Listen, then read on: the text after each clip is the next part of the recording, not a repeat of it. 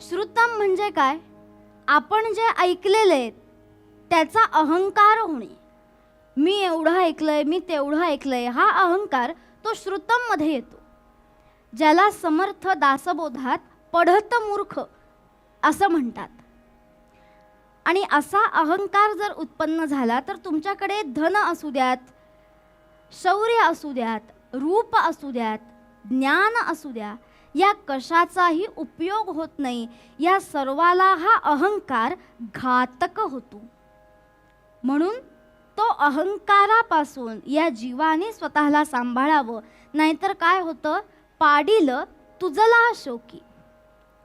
मग जर अहंकार हा येऊन द्यायचा नसेल तर काय करावं? दीन जनावरी करी करुणा हरी, जैसी माय स्वतोकी जीवा घातक मद अवलोकी. तू काय कर, तर जो भगवंत आहे त्या दीन परमदयाळा अशा भगवंताला शरण जा.